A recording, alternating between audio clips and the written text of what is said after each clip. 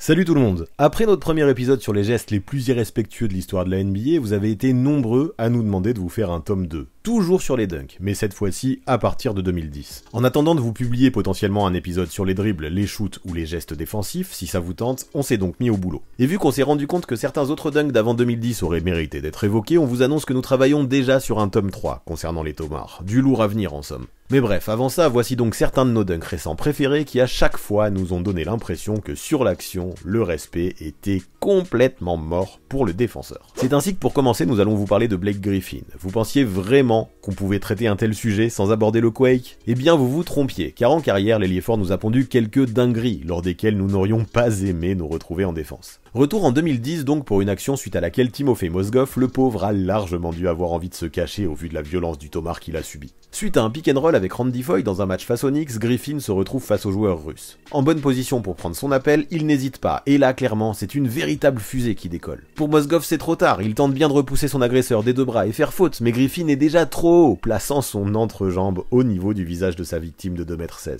Les puristes diront que ça ne compte pas vu qu'il ne s'est pas accroché à l'arceau, mais vu la violence avec laquelle Griffin a envoyé le ballon dans le panier sur un Mozgov qui pourtant a tout fait pour le repousser, nous avions à cœur de commencer par cette pépite. À cette époque en NBA, personne ne semblait pouvoir monter plus haut que ce Griffin rookie, et dans la fleur de l'âge, après avoir dû manquer l'intégralité de la saison de sa draft en raison d'une blessure au genou. Ses qualités athlétiques étaient à leur paroxysme, et en ce jour de novembre, Mozgov, qui lui aussi était rookie, a définitivement fait la connaissance du first pick 2009. Avec ce dunk comme ultime symbole de son énorme perf à 44 points, 15 rebonds et 7 passes, ce jour-là, Griffin nous a montré qu'il était déjà au point pour ce qui était seulement son 14e match en carrière. Le Quake Rookie était déjà assurément un monstre. Amar'e Stoudemire, qui alors portait le maillot des Knicks et était reconnu comme l'un des plus gros dunkers du moment, n'a pu qu'approuver l'action de son adversaire du soir. Même si ce jour-là les Knicks purent au moins repartir de Los Angeles avec la victoire, l'image de Mozgov sous Griffin a, elle, rapidement fait le tour du monde. Et ce tomard d'une violence folle a finalement ouvert la porte à bien d'autres. Du coup, concernant Griffin, on ne va pas se priver car l'ailier fort, il faut en parler dans cet épisode, il mérite. Alors pour la suite, rendez-vous 2 ans plus tard, en 2012, dans un match face à OKC, le 30 janvier. L'action est sensiblement la même, pick and roll avec Chris Paul cette fois-ci du côté gauche du panier, et dans cette situation, on sait ce qui arrive. Cette fois-ci, la victime se nomme Kendrick Perkins. Le pivot, lui, a beau jumper pour repousser son adversaire direct en faisant faute et en lui envoyant le bras dans le torse, il lui était impossible de lutter face à l'immense puissance de Blake. Bon, encore une fois, les puristes regretteront que Griffin ne se soit pas agrippé au cercle pour conclure cette action tout aussi violente que la précédente, mais quand même, au moins ce que l'on retiendra, c'est qu'en conférence de presse, Perkins n'a pas esquivé les questions qui portaient sur cette action. Il n'a alors pu que féliciter son adversaire, admettant que le dunk était incroyable, même s'il aurait préféré ne pas se retrouver dessous.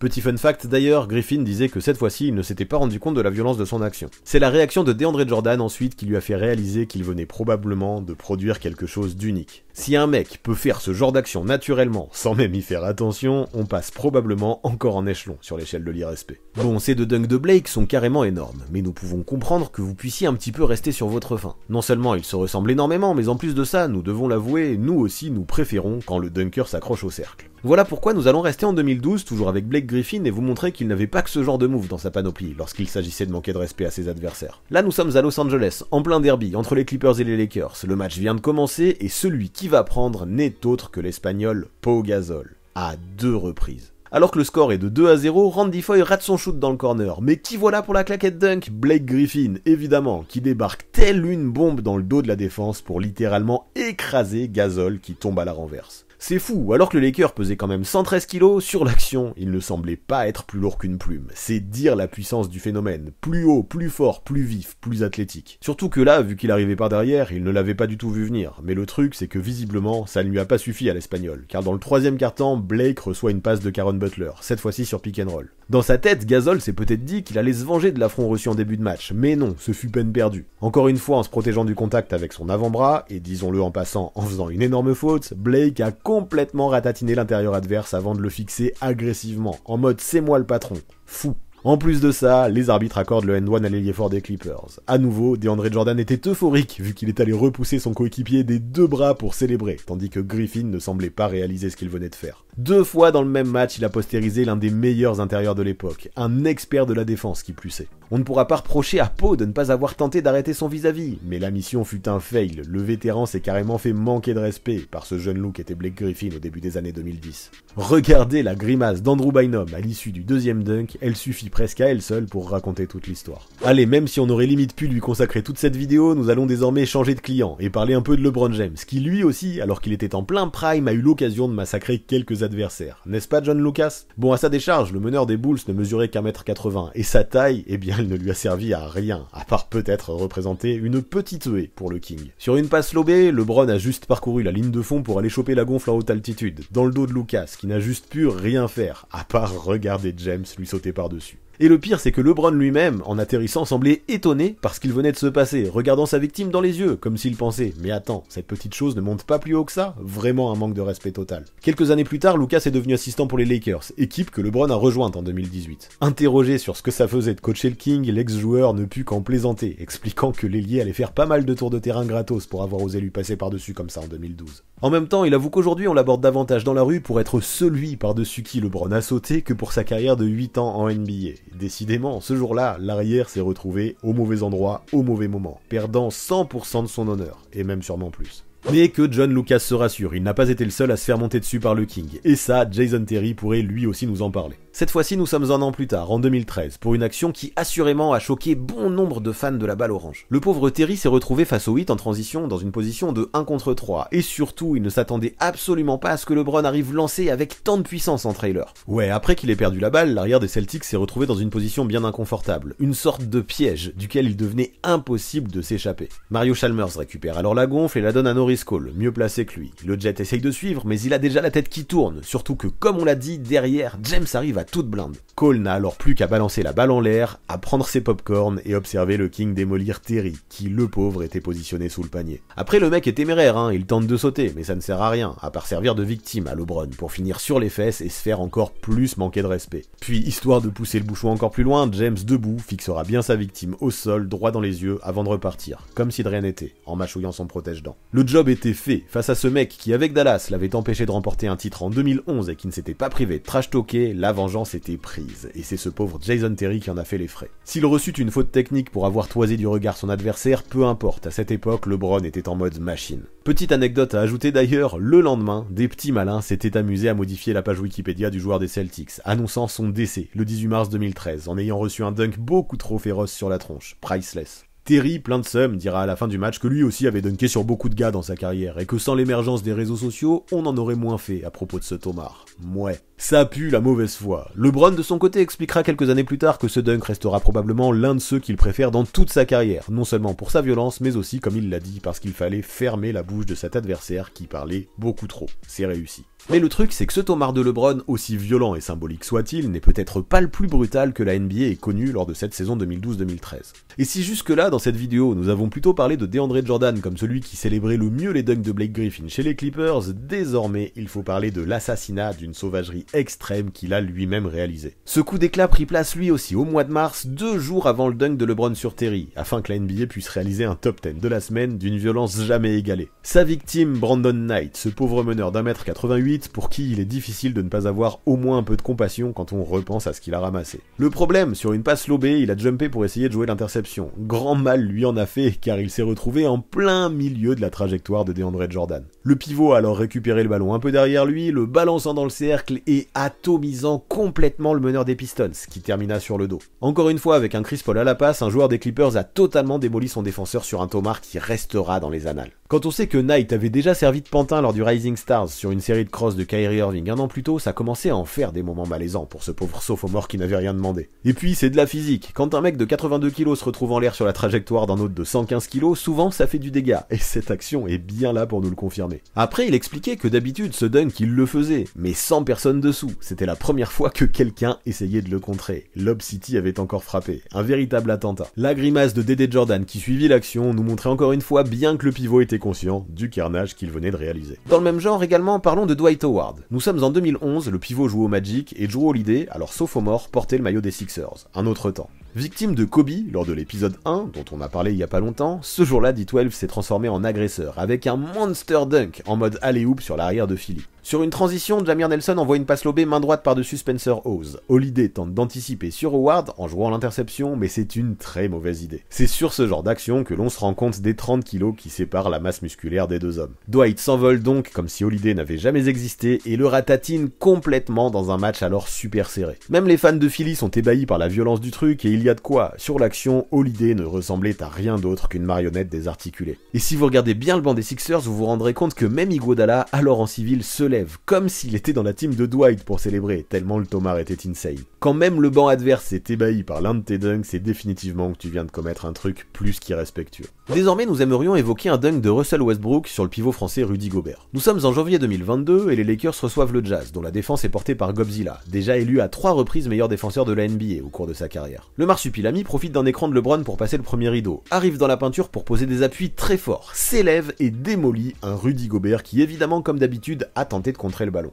Les risques du métier on pourra dire, mais le résultat est quand même sacrément impressionnant à l'œil. Frank Vogel a même avoué avoir regardé l'action et les ralentis en boucle à la fin du match, tant ce dunk l'avait enchanté. Ce Tomar a permis aux Lakers de prendre 10 points d'avance et selon Westbrook, c'est bien cette action qui a donné aux siens l'énergie de s'imposer, alors qu'ils étaient dans une situation difficile. Et puis pour lui aussi ce n'était pas simple, Russ traversait une phase où il recevait son lot de critiques et ce jour-là, il eut l'occasion de montrer qu'il n'avait rien perdu de son explosivité, il ne s'est pas privé. LeBron confirme d'ailleurs, son coéquipier n'allait pas au cercle pour un lay-up ou un flotteur, non, il voulait postériser le pivot français et rien d'autre, c'était un moment électrique. Cela faisait déjà plusieurs années que les deux joueurs se cherchaient et se chauffaient lors de leur confrontation. Quelques séances de trash talk et de chambrage avaient d'ailleurs déjà pris place plusieurs fois auparavant dans les médias. Et puis dans une situation similaire, en 2017, Russ avait déjà tenté d'écraser Gobert de la sorte dans une situation proche, mais il avait loupé son dunk. 5 ans plus tard, il a pris sa revanche, et visiblement il a apprécié. En retombant, il balancera quelques mots, mais qui visiblement n'étaient destinés qu'à lui-même, pour se motiver. Ça ne l'empêchera pas de recevoir une faute technique. Il est vrai que le meneur semblait surmotivé, complètement en transe, et on peut le comprendre au vu de la bombe qu'il venait de lâcher. Rudy, de son côté, confirmera cette vision des choses, avouant que le dunk était beau, très réussi, mais affirmera tout de même qu'il avait eu l'impression que le bras de Russ, qui appuyait sur son épaule, l'avait empêché de sauter et de défendre correctement. Et c'est pas faux, au ralenti on voit bien que le bras gauche de Westbrook écarte Gobert, mais ça n'en enlève pas non plus la puissance de cet énorme Tomar. L'arbitre aurait-il dû siffler faute offensive, comme semble le revendiquer Rudy, ou le laisser jouer comme il l'a fait ? À vous de juger. Mais bref, pour enchaîner, nous allons parler du grec, Giannis Antetokounmpo, et là, il faut évoquer un cataclysme qui a eu lieu en 2018 sur la tronche de ce pauvre Tim Hardaway Jr. Interception de Chris Middleton, situation de 2 contre 1 pour les Bucks, l'arrière des Knicks est le seul à s'être replié en défense, dommage pour lui. Middleton envoie une passe lobée au Greek Freak qui arrive à fond et assassine un THJ qui pourtant n'a même pas essayé de défendre. Il aurait peut-être dû, car tel LeBron avec John Lucas, Giannis lui a sauté par-dessus, lui et son mètre 96, comme s'il n'était qu'une simple haie dans une course d'obstacles. Épique. En se retrouvant lui aussi au mauvais endroit au mauvais moment, Tim Hardaway Jr. s'est à son tour fait absorber son âme par Giannis Antetokounmpo. Et puis, il faut le dire aussi, faire ça à New York devant le public du Madison Square Garden, c'est quand même la classe. Pour revenir à Hardaway, parfois dans ce genre de situation, on se dit que quitte à se faire martyriser, il vaut mieux, comme Gobert l'avait fait juste avant, décider de défendre au moins un peu. En prenant ce que les Américains appellent une business decision, c'est-à-dire faire un pas de côté pour laisser l'attaquant dunker, on se place potentiellement dans le rôle du mouton, dans le jeu du saut de mouton, et c'est sûrement encore bien plus humiliant. Et le pire, c'est ce que Giannis dira ensuite. Il savait que la balle allait lui arriver en l'air, et ne se concentrait que là-dessus. Il n'aurait même pas vu qu'un joueur se situait entre lui et le panier. Un scud de plus pour Hardaway. Mais ce qu'il faut savoir, et qui est important, c'est que lors du premier quart, Kristaps Porzingis avait dunké sur Giannis, avant de mal retomber, et de se blesser gravement au genou.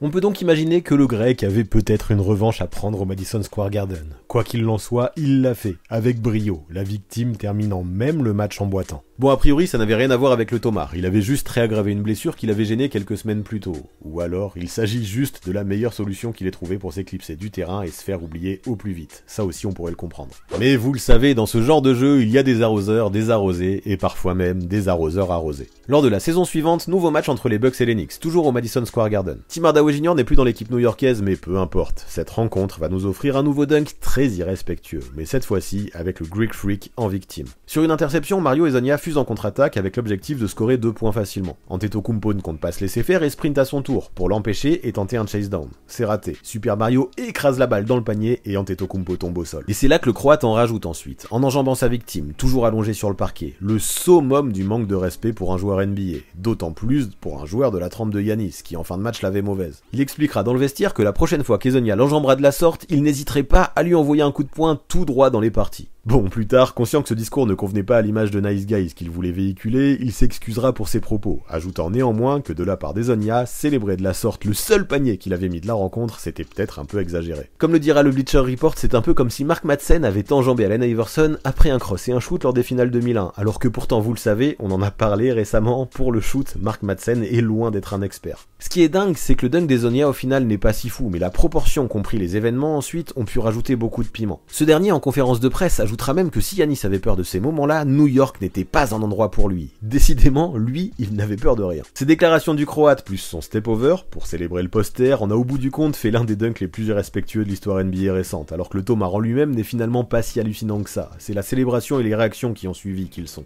Mais pour conclure quand même, cette action restera probablement l'apex de la carrière NBA de Mario Hezonja, qui finalement n'aura duré que 5 ans. Pas une réussite. Pour la suite, on le sait, rien de tel que l'atmosphère des playoffs, et dans la série qui s'est jouée en 2021 au deuxième tour entre les Sixers et les Hawks, terminée par une victoire d'Atlanta en 7 matchs, l'intensité était à son comble. Trae Young était d'une insolence folle. Les Sixers, à l'image de Ben Simmons et de son action tant décriée lors de l'ultime rencontre, doutaient, et ça se voyait. Peu à peu, les Hawks rentraient dans la tête des joueurs de Philly. La plus belle image de cette prise de contrôle de l'ascendant psychologique nous provient sans aucun doute de John Collins, et de l'énorme tomar qu'il a posé sur Joel Embiid. Après un écran de Clint Capella, Trae Young envoie un bijou de passe lobé à son intérieur, qui s'élève et vient martyriser le pivot camerounais en lui écrasant littéralement la balle sur la tronche. Embiid a beau monter, Collins va encore bien plus haut, tutoyant le cercle du regard, le bras bien tendu au-dessus de l'arceau. Certains diront que sur l'action, Joel se fait guillotiner par son agresseur, il se tiendra d'ailleurs le visage en descendant, mais peu importe, c'est en haute altitude que cette action se déroulait, et ce tomar restera forcément bien ancré dans les mémoires. Même si ce match 6 fut finalement remporté par les Sixers, John Collins venait de martyriser l'intérieur censé être le plus dominant de cette série. Déjà le symbole était dingue. Néanmoins, le manque de respect passera encore au niveau supérieur lors de la conférence de presse suivant le match 7, lors duquel les Hawks se sont imposés pour se qualifier en finale de conf et éliminer les Sixers par la même occasion. Célébrant la win tout sourire aux côtés de Clint Capella, John Collins s'était déjà fait floquer un t-shirt à l'effigie de ce tomar qu'il arborait fièrement tout en trash-talkant. Définitivement, lors de ces playoffs 2021, le respect était mort pour Joel Embiid.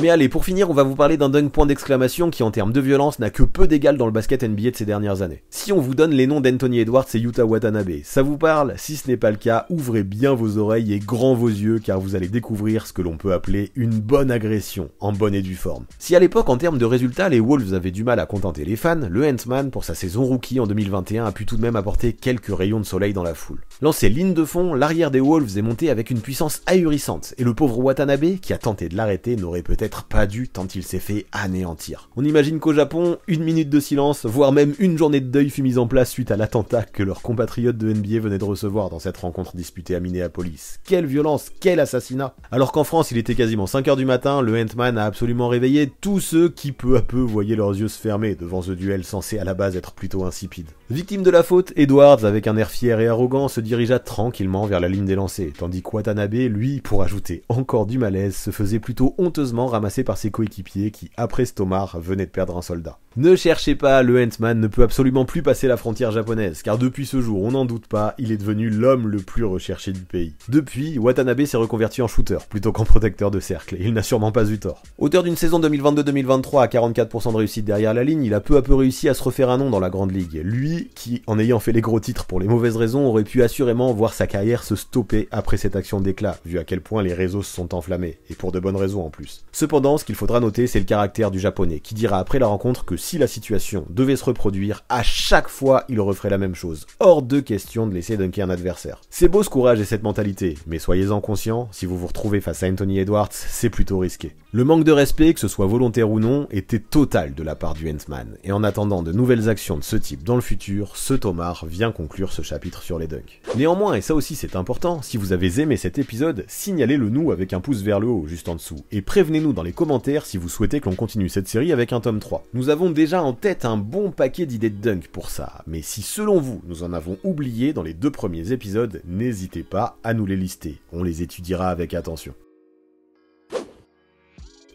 Avant de partir, abonnez-vous à la chaîne de Basket Info, mais aussi à celle du 6ème homme pour avoir 2 visions complémentaires de la NBA. Les dernières vidéos mises en ligne apparaissent sous vos yeux.